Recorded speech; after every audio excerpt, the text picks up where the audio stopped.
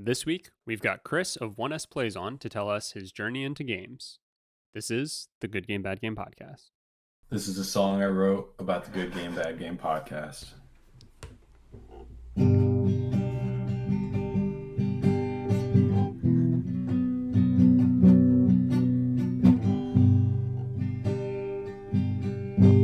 Good Game, Bad Game podcast. Hello, everybody, and welcome back to the Good Game, Bad Game podcast. I'm your host, Spencer, and with me is my co-host, Mike's brother, Chris. Chris, how you doing? I'm gonna try and sound like Mike because sometimes people don't hear the difference. This is good. I'm doing good. That's good. No, I'm doing great. I had this whole thing planned that I was gonna do for my intro, but then I was too lazy and decided not to do it. So I'll tell you about it. I was going to. I have in the bathroom earlier. I even pulled up the video. I was going to play into the microphone of Bob Shepard introducing to bat Derek Jeter. I was doing Derek Jeter's walk up introduction. That would have been good. Just to spite you for your words that you said, I guess a week ago. Yeah, a week ago, 2 weeks ago, I can't remember. Look, I tried to say it. I don't have anything against Jeter. I have a lot against the narrative around him. Did you ever stop and think that maybe it wasn't what he didn't accomplish? It was what other people didn't accomplish. Like, who are you going to give it to? Noma? Come on. Trying to think who was it? There was one year that nobody cares about what we're talking about right now, but one of those oldie defensive wizard shortstops was still in the league. I want to say it was Omar Vizquel, but that might be wrong. But I'm pretty sure he had 16 defensive runs saved. Whoever it was had 16 defensive runs saved. Jeter had -8 and won the Gold Glove. Yeah, but is that that's a looking back, well, I can't think of the word, but looking back stat. Did that stat even exist at the time, or it's a hindsight stat, right? We have all these stats that we just made up after the fact. Well, you know what? I technically don't know, but for half of Jeter's career, we didn't have defensive runs saved. We don't have it tracked anywhere. But that's a good point, I guess. So you're saying some of them could be retroactive, but it was a year where the data is there now, and looking back, it's just I guess the eye test was one hell of a drug. Well, I mean, it's more marketable that way. I feel like was it the shortstop for the White Sox? I feel like he was always I can't think of the name. Was always a defensive. Yeah, Alexi Ramirez, right? Yeah. I feel like he was always maybe decently defensively, but it doesn't matter. The only defense I want to talk about tonight, with your permission, is defense against the dark arts. Oh yes. Well, so first off, I should be clear in case it's not it's not obvious. Mike is not here. He's on vacation, and Chris was on already to record his journey into games with Mike here at the time, and Brad or Chad, one of the idiots, didn't copy the file over to a hard drive and then deleted it. So now you get just Chris and I. And to play into the classic good game, bad game trope of episode was recorded but lost and we'll never have it, we're just going to have to allude to your previous recording of your journey into games, Chris, and talk about how I think the long running joke of that episode was we had no idea at the time when it was going to come out. It was going to come out this week now. And so we can just keep making jokes about how we don't know, how we didn't know when it was going to come out. But yeah, this is great because I think at the time you were playing Fortnite and you were just coming down off of Pokemon, I think, if I remember correctly. Yeah, that sounds right. And so now you actually get a little bit of an actual update here, and you're not playing a game that's been out for 6 years, 7 years. That's not 100% true, but I will say this is a blessing for multiple reasons that the tape is allegedly lost. And I'm still not convinced that it's not just a blackmail thing. find out uh, because of the things that were said by everyone on that podcast. It's probably for the best that it's not released, but also my journey into gaming or in gaming currently is changed pretty dramatically since that recording, and it kind of inspired me to change the way I game. Really? Yeah, and I'm glad it did because I would say probably at the time we recorded that originally, which I feel like was early It was December, probably about maybe. about 2 months ago on the dot, just about. Yeah, yeah, because it was before Christmas because that's when Jess's episode came out, Hmm. and I really wasn't that excited for Hogwarts Legacy. But since I've changed the way I game, I got so excited for it and got it, early and put so many hours into it. And not to bury the lead, one of my favorite games of all time. Really? Yeah. That's nuts. That's crazy. That's crazy that I you weren't excited for it, and in the span of 2 months managed to get so excited for it, and then now you're considering it one of your favorite games of all time. That's crazy. Yeah, for real.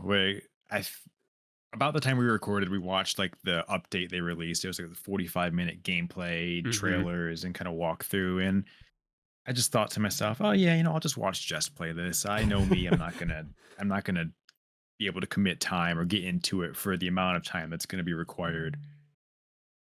And boy, was I wrong. But did you get it or are you planning on getting it? I have not gotten it yet. Definitely something I'm going to get at some point. I just have such a backlog, and it's a terrible excuse, but I just I get like paralyzed by like new games coming out, and so then I end up just like not getting them, and then waiting forever and ever to get them. But also, I feel like there's a game. What do I feel like in the back of my head? There's something coming out this year that I'm like specifically waiting for to get. I don't know. Is It's MLB escaped the me. show? Well, yeah, I am going to get MLB the Show, of course, but that's not the game that I'm thinking of. But I feel like there's something coming out. Tears of the Kingdom? It's not that. I'm not the biggest Zelda fan. I want to get into it, but Whoa. I know it. Which is It's amazing because you give like so many games a chance and love so many games that most people wouldn't have ever heard of. I feel like I say this about a friend of the podcast, London. Like he finds the good in every movie he sees. hmm He finds something good. I feel like you do that for gaming. So it surprises me that one of the best objectively video game franchises of all time, you're not super into. I admittedly just haven't given it enough of a chance. Is I think the issue, and so I tried Breath of the Wild. Like I got started in it, and then I just like I hate jumping into something like mid life, Like I always strive to start like as early into something as possible. And so I think that was messing with me a little bit, that I just felt like I needed to go back. I know people say like it doesn't matter. You don't need to do that. But like part of me is like, I feel like I'll appreciate this game and how amazing it is if I've played at least some or most of the old games, right? And also, people say those are like such classics, right? I've never played Majora's Mask or uh, Wind Waker or Ocarina, and I know like about them, and like, so yeah, I think that's part of my issue. I think at least for Tears of the Kingdom, all you would really have to play is Breath of Breath the of the Wild. Wild, right? Yeah, the old games are. I mean, the lore is there, but it's not like a continuation of a story like I assume it will be from Breath of the Wild. I get it, but I did the same thing with God of War, where the God of War 2018 was, it's a new story, so like the old story doesn't matter that much outside of just again knowing kind of the lore. Um, Yet I still like forced myself to go back and play the first three main games. Yeah, that's understandable. I get that. So I guess to that point, you should get in on the ground floor of Hogwarts Legacy because I don't want to be having this conversation a year and a half from now when Hogwarts Legacy 2 is coming out and you missed out on one because you couldn't get involved. I have a feeling You didn't get involved. I'll have it. I'll definitely get into the game before the second one, because by the time the second one gets announced, I do this a lot. When the second game of a series gets announced, I'm like, okay, shit, like, oh It's god, time. I like, yeah, like I'm approaching my deadline. I've procrastinated, and then I go pick up whatever game it is that I'm trying to like catch up on. So I'm not too worried about that, but I mean, if I had to guess, I'll probably get it this year. Literally, like if it goes on sale even and I see it, it's like okay. But I just know I've been in the middle of a lot of games, and to what you're already saying about how like you weren't like completely sold on it, and now it's again one of the top games for Chris. It just tells me that it's going to completely like suck away all my time. So it's like I need to wrap up some loose ends and get some stuff finished up before I commit. Yeah, that's fair. If you don't have the time realistically to put into it, it's a hard game to pick up and play for a half hour and then continue on your day. Right. Because it does suck you in. I've just about gotten to the point where I think I've convinced your brother to buy a PS5 so he can play it a month and a half early at this point and No not wait for it way. to come out for PS4. Yeah, he's thinking about it. That's so funny. I just think it's a good game regardless, but if you enjoy or you're a fan of the Harry Potter universe, it's it's just even better. Right. So it's just so immersive. It plays so well. And I don't know much about the developer Avalanche, right? Hmm. I don't know what they've done in the past, but like for Portkey, being is like their seemingly first big game, there's like no noticeable issues with it. There's no problems that I've experienced or that I've really seen online that people say like this is like game breaking. I Yeah. feel like especially the past couple years, what game comes out, especially of this scale, that doesn't have a major problem with it right away that they have to come out and say, "Oh, well, we're getting a patch out right away." Right. Yeah. Yeah. I also haven't seen any like widespread bugs. I've seen like people say that, and you get this with every massive game where it's just like, oh, occasionally like you'll have a couple frames drop or some like stuttering, Yeah. but like not that it's necessarily an excuse, but again, any like game that's this large. I mean, I think every Assassin's Creed game I've played since Black Flag has had like that issue. So, uh, doesn't necessarily mean it's okay, but it's crazy that there's nothing that like thinking about like the last game that had this big of a launch. I guess technically was Elden Ring. That didn't have any like widespread issues either. But then before that was Cyberpunk, which was one of the worst launches, I think, of like all time. And like this had just as much hype around it. So you kind of had to like be very like careful and like with expectations and stuff, just because you know how that can kind of go. But that's great. I love to hear that you're enjoying it, and crazy how quickly you came around on. How much time do you think you've put into it already? Pick them up at around 20 hours. Okay. So that's playing since last Tuesday, the 7th. So yeah, so you're like Played a weekend all as of weekend. recording. Yeah.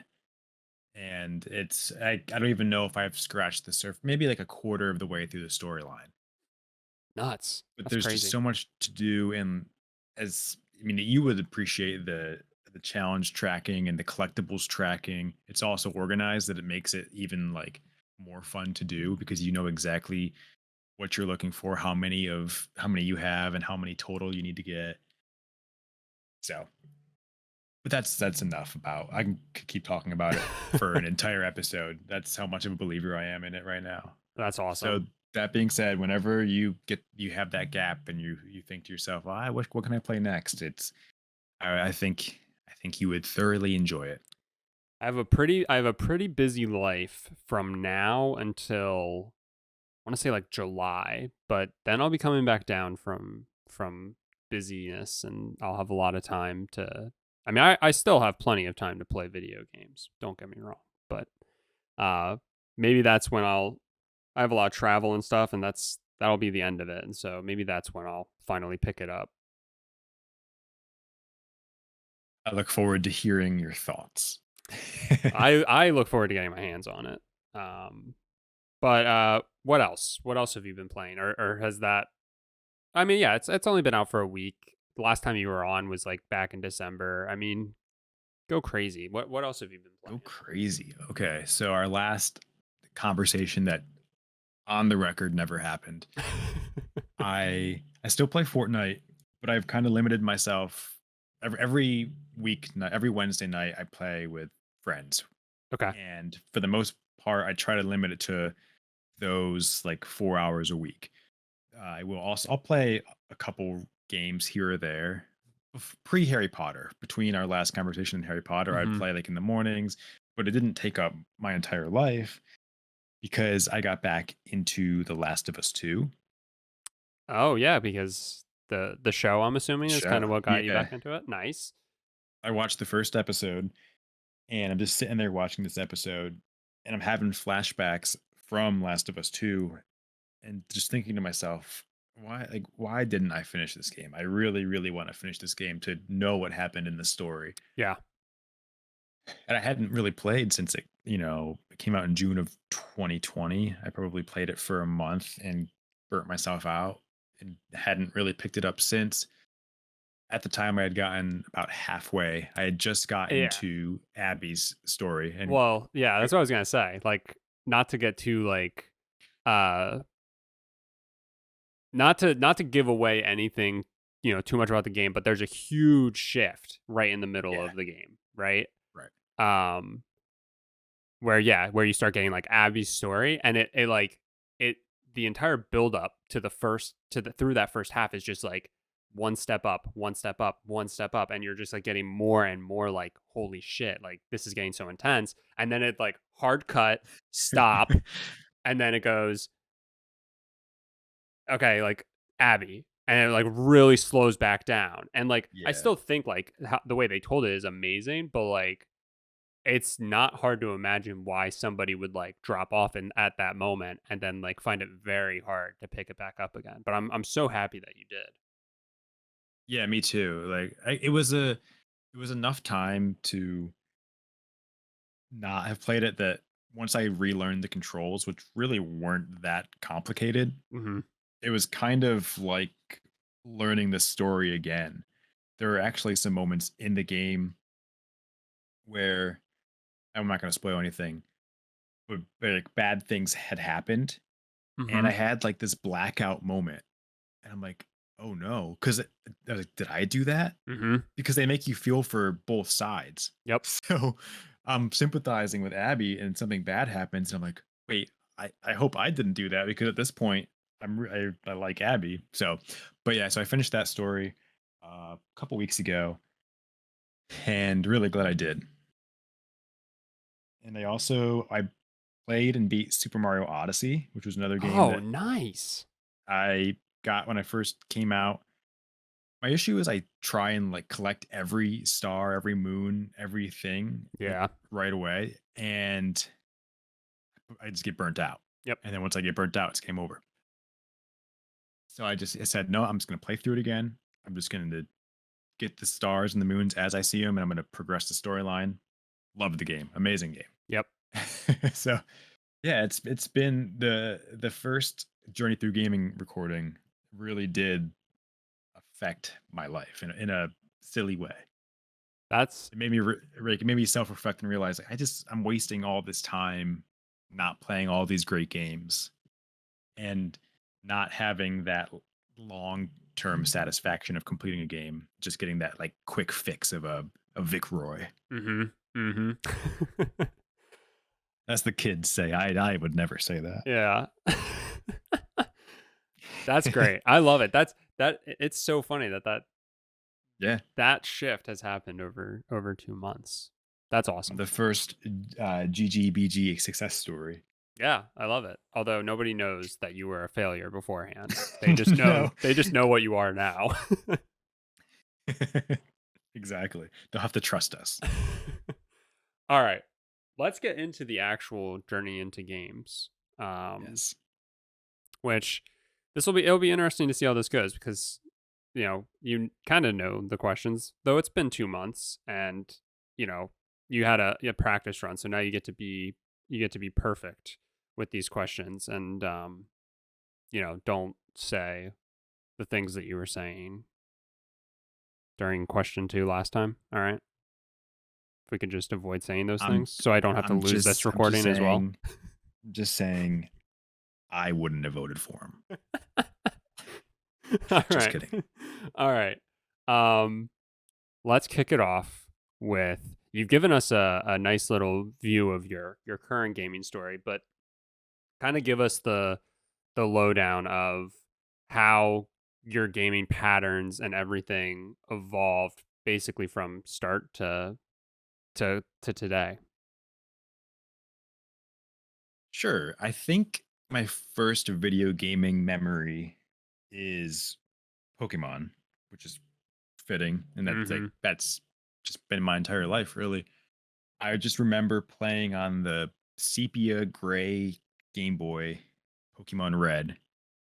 I couldn't tell you why I got it because it's just funny because you don't know like what made my parents get me that game or what made me want that game as a 6-year old, probably 5 or Right. 6-year old. But it's just kind of like destiny, I guess. So I started playing that. One of my first memories is being in Pallet Town and not figuring out how to get out of the town, which was crazy because you could just like walk straight up and get out. Mhm. But it shows how, I guess, young I was and the different generation of gamer where you just got to figure it out. I also remember being in a grocery store, shout out Wegmans.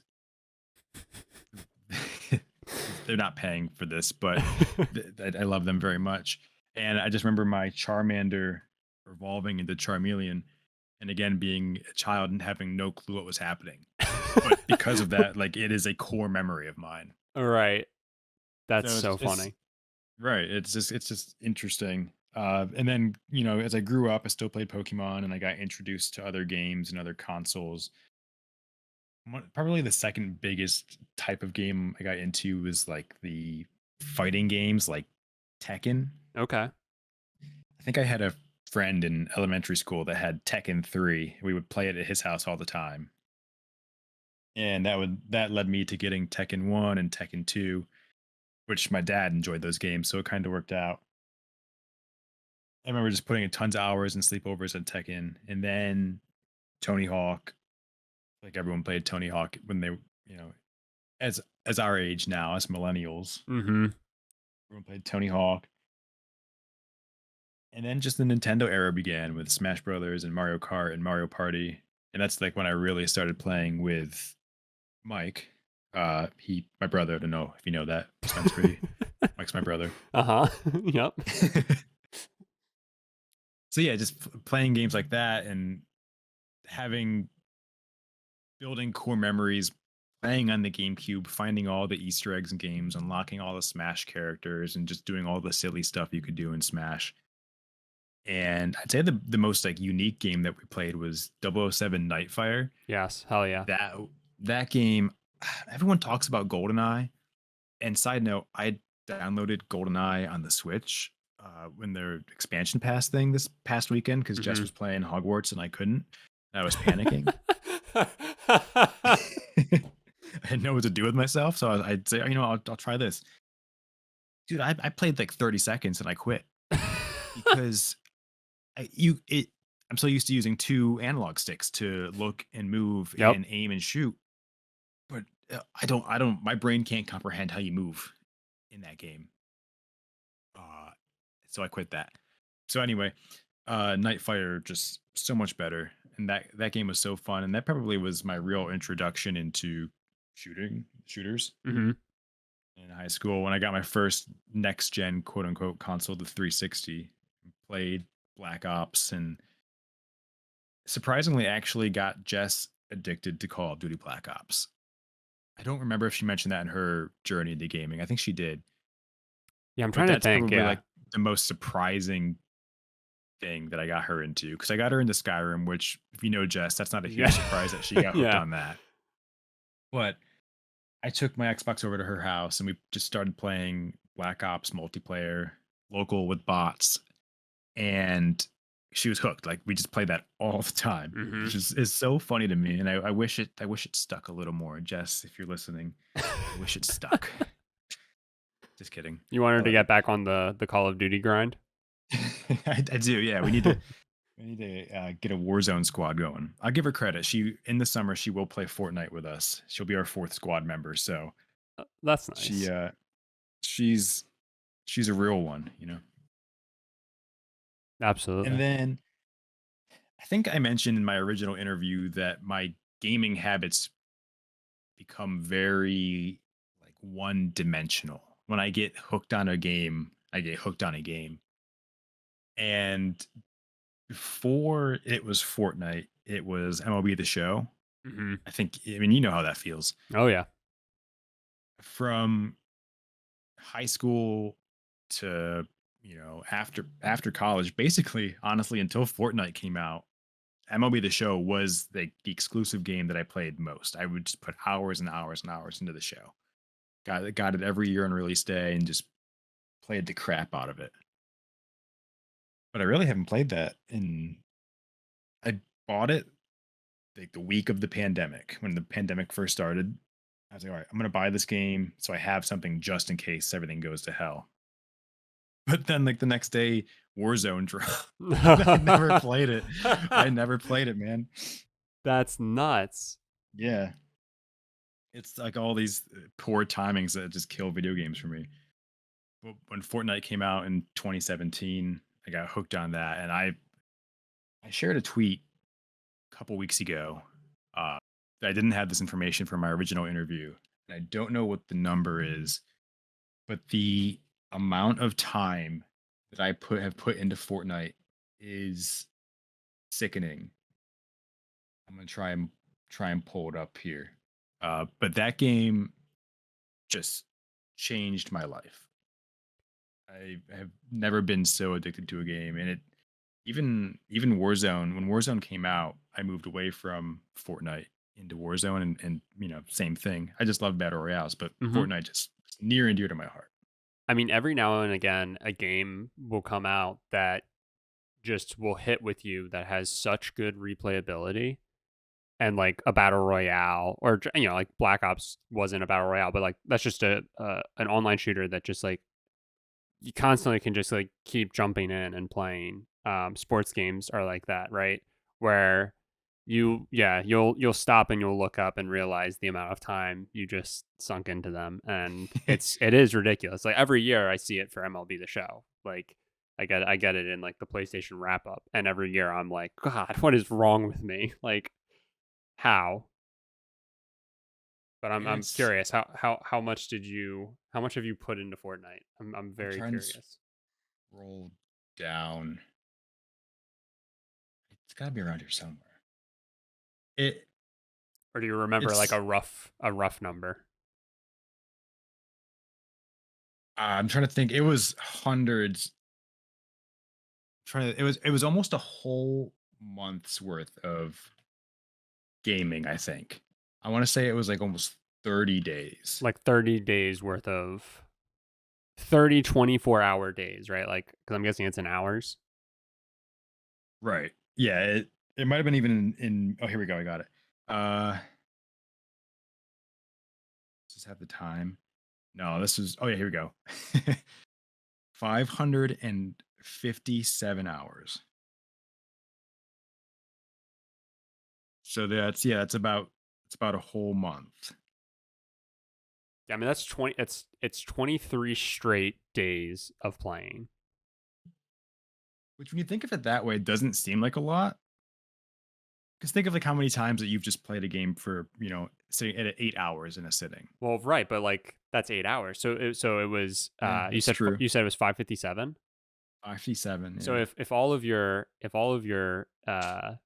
sessions were 8-hour sessions, that's still 69 nice days. Nice. Like that's nuts. That's crazy. Yeah.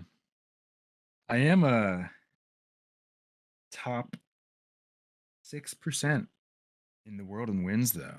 So There you go. That yeah. that's also that Who's number's laughing now? that number's also from what, 2017, give or take? 2016? When did Fortnite come out? Yeah, 2017. So I mean, that's not too crazy. I mean, that's easy. That's easy to wrap my head But around. It's a lot of time, like when you think about it, but over the span of that much. here's what you have to keep in mind. Keep in mind, I spent 2020 Playing to Warzone. 2022, like from March to March, 2 whole years only playing Warzone. And then no build came out, right? Yeah, no build. Yeah. Yeah, has just revitalized. That's 60 of the 69 days right there. I'll have to see if you can like break it down by year. I want to, because it's almost been a year since no builds came out. I think I want to see what that number is over the past year That'd be sick. for when this podcast gets deleted, and then we just do this a third time. I'll have that number. No. I'm gonna back this up 3 different ways. Okay, so you kind of talked about like some of your earliest gaming memories. Do you have something that sticks out in your mind that is a favorite gaming memory? Yeah, it's hard to say. I have so many. Just if I think back when I was a kid, so many awesome memories gaming, but not one specific like in-game moment that I can remember. I just know, uh, for example, when we would go camping as kids, and camping wasn't tent camping in the woods. It was we had the RV, and the above the driver's seat there was the bed area. Mhm. We would always bring a little 12-inch by 12-inch TV and hook up our GameCube to it and have it hooked up to a power inverter. So we would just play Smash Brothers the entire trip while we're driving. And I think that's what Mike and I would do the entire time. We would just sit up there and play hours and hours and hours of Smash. That's So incredible. it's probably not a specific singular memory, but just all the time that I got to spend gaming with Mike in different types of games. Probably my favorite memories, my most core memories would be that. That's so heartwarming. So wholesome. Yeah, man, he's not even here. I know. He's like, he can't even say thank you. Yeah. Or What the heck? or Or say F you. yeah, or say thank you but in Italian. Um has has gaming have you found like your experience within games, like have you found it translating into like how you just interact in your day-to-day activities ever? Yeah, at work whenever I do something awesome or do something better than a coworker, Start I flossing? will just dance on them. Yeah, okay. uh, I don't know if it specifically has affected anything that I do. I will say that it has allowed me to like see things that I do in real life that I also do in gaming.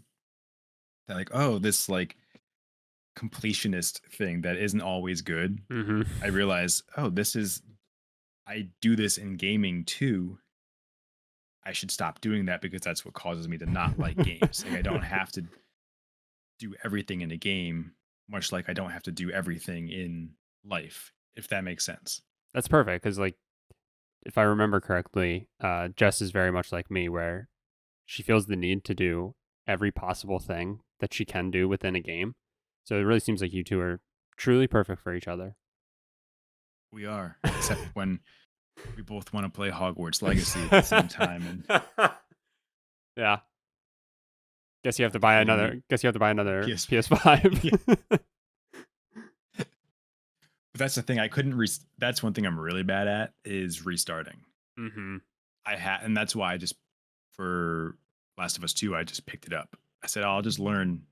It'll be a struggle to begin with, but I can't replay what I already know happened. I feel that. I mean, you do it all the time. I give you props. And you were saying that you played Grand Theft Auto twice in a weekend. That's because that's because I have a disease where I have to get platinum trophies to feel anything in my life anymore. Mm, Uh that's okay. no, but it's where I think it really comes into play is like because you're right. I say that I agree with you, and then you bring up a great example of where I do the thing that I say I don't like to do. Um, but like, have you ever had a moment where you think a game has autosave and then you quit out, and the next time you go to play it, you get hit with the cold, harsh reality that the 4 hours, especially of like intro gameplay that you have done, are gone, and you actually have to start over. That's always the worst for me. Like I just did something and then the game crashed or something along those lines and it lost however much experience. And the thing that I literally just did, I'm now redoing. That is what like I like it hurts my chest when I have to do those things. Oh So yeah, I feel that. I I have the habit of I never forget to save, or I never trust autosave. I will mhm. just manually save on top of my autosave. For Hogwarts Legacy, I know it autosaves like every 30 seconds. I see the icon, but you best believe every time I'm done playing it, I will hit that save button Mhm. manually. I have my own save file. And even when you quit out of that game, it'll tell you it's been 7 seconds since you Yep. last saved. Yep. And I'm in my head, I'm like, was that me 7 seconds ago though? Or was that like four? And I'll just save again. Because because you're right. Because if if I have to do it over again, it happened with Pokemon Scarlet. That Yeah. game, I turned off autosave because to shiny hunt, you didn't you could reset and the shiny would still be there. So I didn't want to take that chance. But they had a crashing issue and the game would just crash. And it happened. And I think luckily it happened to Jess first. And that allowed us to discover that there is, even with autosave off, there's an emergency backup save. Yeah. Uh, because without that, like, I would just be like, no, I'm good. I'm done. All Yeah. right, back to Fortnite. See ya. So I get that. Yeah. It is, It's pretty much like the worst thing that I think can happen. which is funny because we grew up without autosave. I couldn't tell you how many times as a kid playing Sapphire on my Game Boy Advance and seeing that light turn green to orange and to be like, all right, I have some time, and then all of a sudden the screen dissolves out and Mhm. it just slowly powers off. And how many times did I have to go back and do something then? You think I'd Oh be built up god. for it, but maybe I'm just scarred from it. Yeah. It's the opposite effect. I'm literally the same way though. Games that have autosave, that's I don't save on top of my manual save, so I'll just have 500 manual saves until they tell me I don't have any more like save slots, and then I'll like save on top of like the oldest one. Basically, is what I do. Um, I I never save over just one file because this is something that I've learned like with going after trophies and stuff. You'll often find that you get through the game and then it's like, oh, there's this trophy that if you didn't get it, you have to start over. But if you have a Okay. save, you can like try to find and get like as close to that point in the game and only have to play, a little bit of it again. So that's been like burned into me as well. That makes a lot of sense. And I'm glad you used that specific excuse, because if you were going to say, yeah, the reason I do it is because one time I saved over my file and it corrupted and then I had to restart, I would be doing that same exact thing tomorrow because now it's in my head. So But not to put the fear of God in you, but one time I was playing MLB The Show and I had a franchise that was like stupid into the future. Like this was like MLB The Show 2017 and I was in like 2042. I had this player who was like Mike Trout 2.0. I'm again talking about baseball and nobody cares. Um and then Brock and I started we were doing like a combined franchise and we were just like dicking around and I was like, okay, I'm gonna save. And I saved on top of my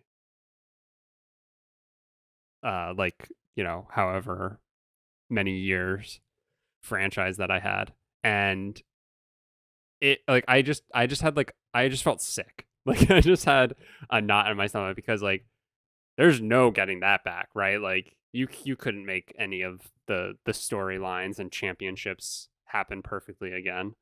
That was the worst. So, And you like yeah, your stomach drops and you're googling and you're just holding on to hope. There's got to be a way to recover a save. There's got to be a way to recover a save. yeah, that was one of the worst. But with MLB, I don't do the whole like a million saves because I almost never have multiple franchises going at once. And I forget why I didn't have autosave on then because autosave in the show is really good. So I don't know what the issue was there, but yeah, it's the worst thing that can happen is losing your save data. Yeah, it yeah, it really is. Or it gets yeah. So I guess that's my answer is that my gaming perpetuates my real life anxieties and mental illnesses. Oh, 100%. And then you like tell yourself that you use video games to get away from those things, but they just perpetuate them.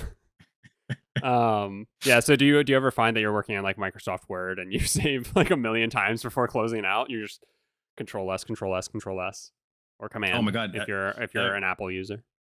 I I work a lot daily in spreadsheets, Uh-huh. and Oh. I I do it all the time. I y- save and I'm like, did I just save? Oh, I don't know. I do the same thing with printing. I'll print something and then like 30 seconds will go by and I'll be like, did I print that? Yeah. So Thanks video games.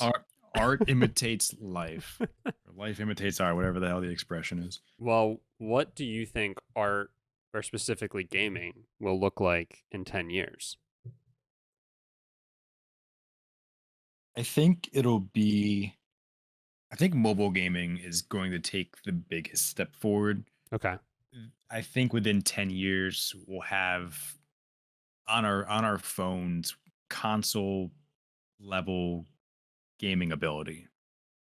I think it's only a matter of time between for in my opinion, the way games look can only change so much for the human eye to, you know, notice it. Mhm.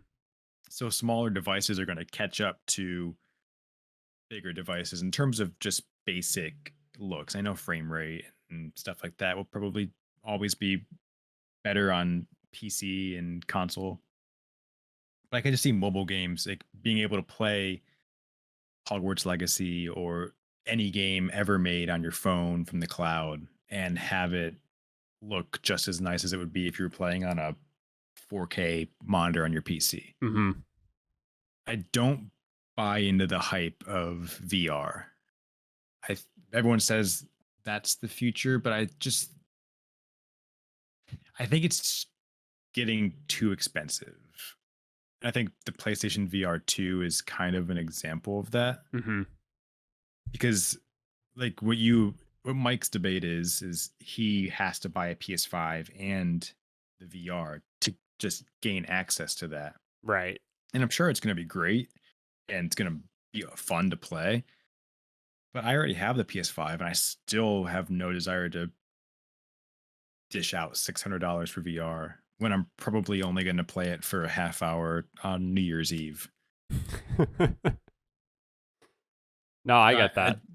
until that's just more accessible, I don't think that's the future. So yeah, I think mobile gaming and the continued free to play, constant updates Mhm. method will be more and more common. Do you ever buy into the argument of I feel like the PS4 and the Xbox One, right? I feel like that generation came out and people were like, this could be, this could potentially be the last console generation. Maybe they do one more, right? And that now we have the PS5 and the series. And then I feel like it comes up again where people are like, yeah, but it's only a matter of time until it's just PC. Do you ever buy into that? Or do you think 10 years from now, we'll have the next PlayStation box and the next Xbox and whatever Nintendo's working on, the freaks over there? do you think like there's always going to be the kind of like need for effectively getting just like a pre-built PC to an extent? Um, Oh yeah, 100%. Because PCs are they're more powerful and they're more accessible than ever, but there's still so much involved in building a PC and then maintaining a PC that it's not cheaper, and it's just as easy just to go to Target and buy a console, mhm, plug it in.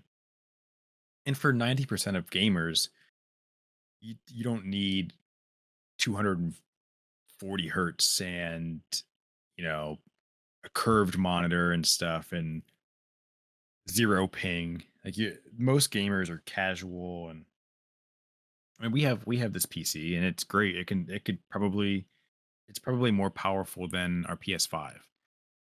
But I have no clue on how to even optimize it. I'm afraid that as it like ages yep. and pieces, become irrelevant, like I don't know how to update it effectively. Hmm. And like what I I have no problem just playing my PS5. Right. Like I said, my eyes don't see it that much differently. And even if they do, your eyes just adjust to stuff so quickly. Yeah. Do you, Think of when I still remember like the one of the E3s or one of the conferences before the PS4 came out, they showed this like presentation of this old man and it's a close up on his face and how realistic that old man looked. And we're like, oh my gosh, like how does it get any more real than this? And I just couldn't. And I'm sure like God of War and all these other games graphics are even better than what we saw back then. oh yeah. But I can't. You can't really tell. It just looks good. Yeah. At a certain point, it just looks good.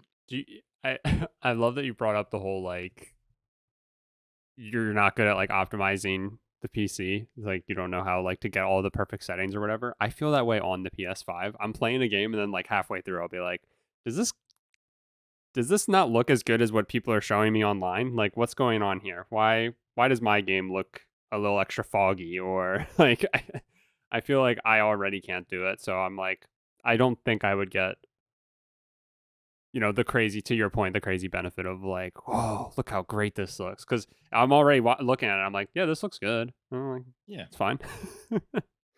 No, I totally get that. And then I'll go down this rabbit hole of blaming my TV, and I'm going through all the TV settings and changing the contrast and the brightness and all this stuff. I'm like YouTubing best settings for my TV and best PS5 settings. And I guess the difference is with PS5, you can go through all the settings and change stuff and try and find the best settings.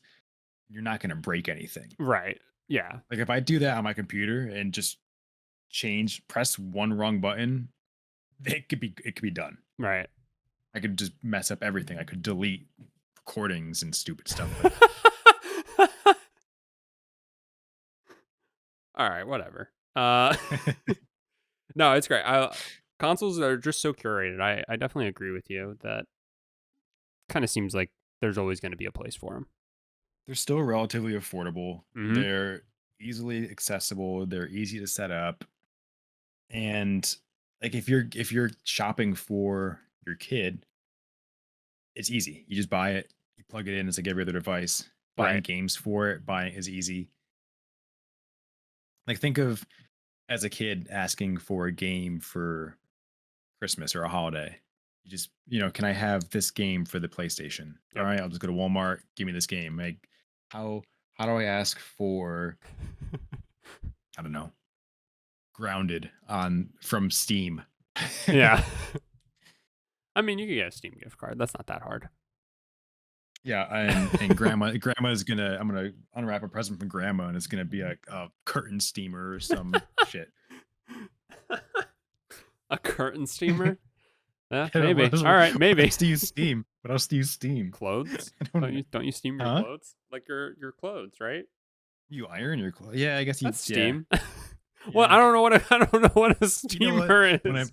when I brought the example up, I didn't expect the conversation to I'm continue sorry. from it. I'm sorry. All right. Um, Final question before we get into the rapid fire. if you could craft the perfect game, what would that look like to you? Take you can take pieces of other games and kind of like say like, Call of Duty's this, Harry Potter's that, but ultimately if you're looking to build the perfect game for Chris, what does it look like? Hmm. I think I'm going to use the same example that I used before, and that would be like a Pokemon themed battle royale Yes. in the sense that you start off, you can, I think we said you have 2 minutes to catch a Pokemon, and then you can level it up and collect XP as the match goes. And like as you defeat other trainers on the island, you gain XP and you can evolve. And it's kind of, I guess, how Unite works. Unite, you Hmm. start with a base Pokemon and evolve it. And they're like, would there be like fodder Pokemon? Well, yeah, because you have to catch them. So would you be able to like battle those like fodder Pokemon and like Yeah, like gain experience through NPCs and them? stuff, Yeah, yeah, yeah. different items and different upgrades. I think that would be awesome. And then to bring in my new favorite game, uh, having access to one of the three death curses would perfectly be nice too.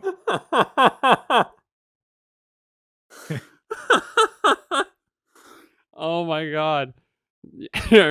So would you just be using like the killing curse on another dude's Yeah, Charizard or yeah, man. Dark Wizard Alakazam just Avada Kedavering everything it walks Oh my by. god. That's quite the ridiculous crossover. I like it. It I like it. it would sell millions. There's that game coming out. Oh, what's the name? It's like it's like a Pokemon game, but there's assault rifles. Did you see that? What? No, it's No. real. It was in. I think they showed it at the Game Awards. Before that, I didn't realize it was real. Pokemon game With assault rifles. with guns. Oh my god. Yeah, it's all called PAL World. P Pow A World? P A L World. Pow World. It's Oh, on I think Xbox. oh no. Oh no. Yeah, check that out. It's a. Okay, so I have seen the like I recognize this yellow motherfucker with the lightning bolt on him. Um so I definitely recognize seeing this, but um I'm now hearing that they have oh my god, there's like little sheep things with Yeah. with like with like mounted assault rifles. Oh my god, the electric dude's got a Gatling gun. When I first saw the trailer, I thought it was a fan made like fake game. But no, it's I'm assuming it'll be a Game Pass game because it's on all the Xbox systems. Oh my god, this is crazy. Is it is it like online? Brand new multiplayer open world survival crafting game. What the hell? That sounds Let me incredible. follow him on Twitter. Yeah, it looks great. Like this dude right here is kind of just third person shooting a Leafeon. Yeah. Maybe Leafeon's on his team. If you Like shooting like Murkrows. But regardless, maybe this is when I leave. If I leave opening Pokemon cards behind, I'm gonna become a professional PAL World player. There you go. Maybe the ninja of PAL World. Hey, somebody's got to be that, so why not you? Why not me? I love it. So yeah, this game, I guess, but just replace the ARs with killing curses With wands. with wands. Yeah, Incredible. you can. So apparently, you can actually shiny hunt beasts in Hogwarts Legacy too. Really? Yeah, I haven't gotten to that point yet. I think I've seen one though because I saw a weird icon on it and just had no clue that it was a thing. But apparently, it is. That's wild. So you're gonna be like grinding for a shiny hippogriff or Yeah. Oh, yeah. That, yeah. Not to mention it. you just right you really like spaced out there thinking about it like I did. oh Well, I got a Hippogriff DLC thing for pre-ordering. I'm trying to think. I don't know. And then I like zoned out, and I was just flying over the Quidditch fields, just Avada Kedavering everyone from my shiny hippogriff. I play a dark game. Yeah, I can Jess, tell. Jess, she watches me play, and she calls me an asshole, but it's all story. We created like, are you familiar with Harry Potter lore? Like, do you watch all Yeah. the movies? And Yep. okay, so you know how the Tom Riddle, like, he had that message. It was like, I am Tom something Riddle, and it was an anagram for Yeah. Lord Voldemort. Yeah. Well, I did that, and mine is Stitcher Marion Berries, and that is I am Chris Robert Heiner. So my in 150 years, because this takes place in the 1800s, there will be the stories of the Dark Wizard, Hitcher Marion Berries, Hitcher Marion Berries. Wait, your surname is Marion Berries? Yeah, I just put I am Chris Robert Heiner in an online anagram maker, and that's what it came up with. It's like, shit, that's terrifying. I guess it's as bad as well, no, Lord Voldemort is oh no, it's I am Lord Voldemort, right? But Like I am Lord, or I am Tom, whatever his middle name is, Riddle. And wait, did you do no, hang on. You did I am Chris Robert Heiner? yeah. Well, I think what it is that his name is Tom. So I don't. His middle name's like Marvelous or something. Yeah, Marvelo, or Yeah, Riddle, and I think the anagram is I am Lord Voldemort. I think you did the I am on the wrong thing. Well, no. So here's where you're wrong, right? Okay. That poser isn't even born yet. Yeah, So that's he true. tried to copy me, and he messed it up. He messed up. Okay, I like that narrative. I'm down with it. So I am Jess Smith. That's one of hers. Mm-hmm. I am Jess Smith. Anita shits. I'm sorry. I always fuck it up. It's no, Jemima shits, not Anita. Jemima shits.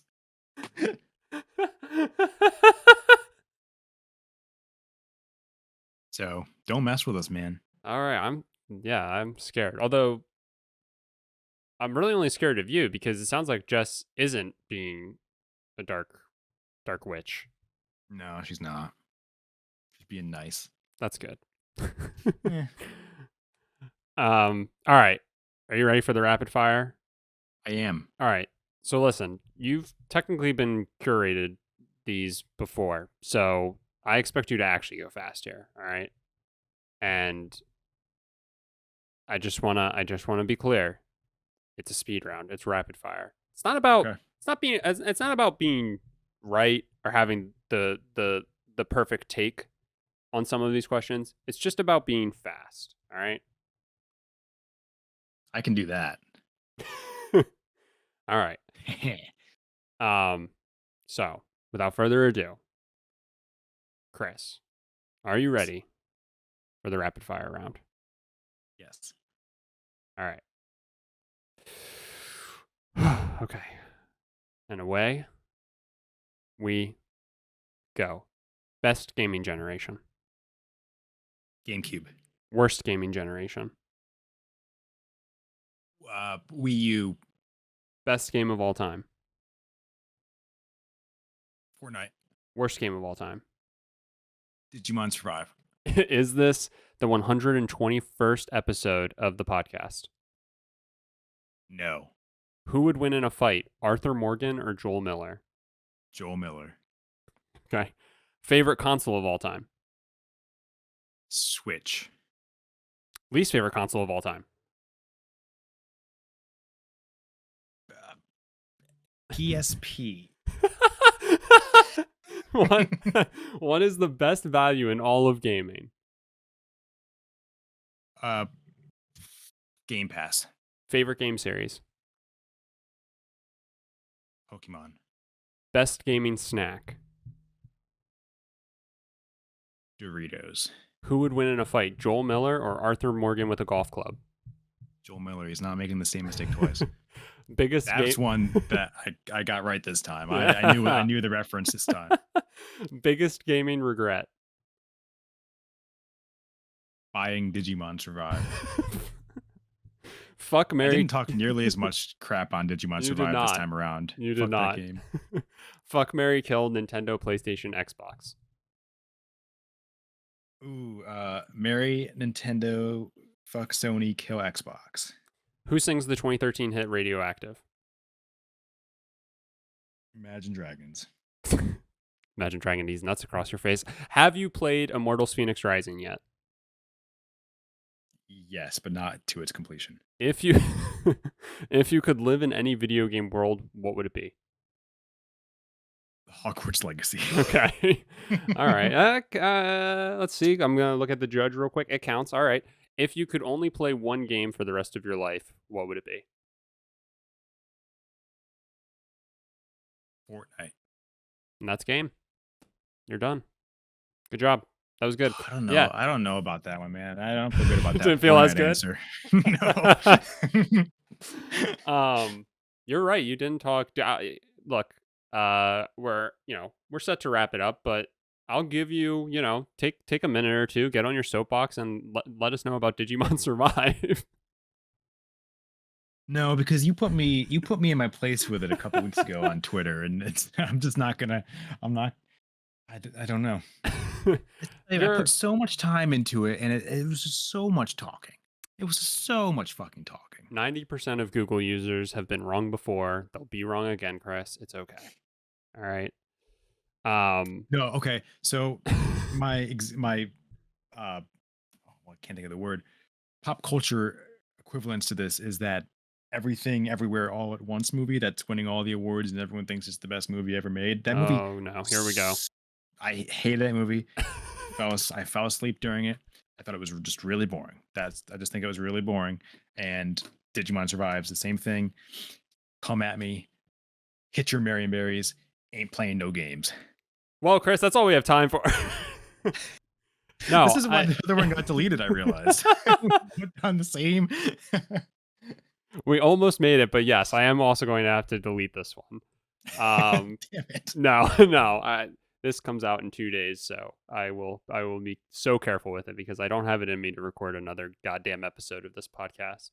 I really appreciate you coming back and doing this again. First off, and a joke lost to time and recordings and my recycling bin on my computer, but you hold the record for most appearances on the podcast, and you also hold a secondary record for most recordings.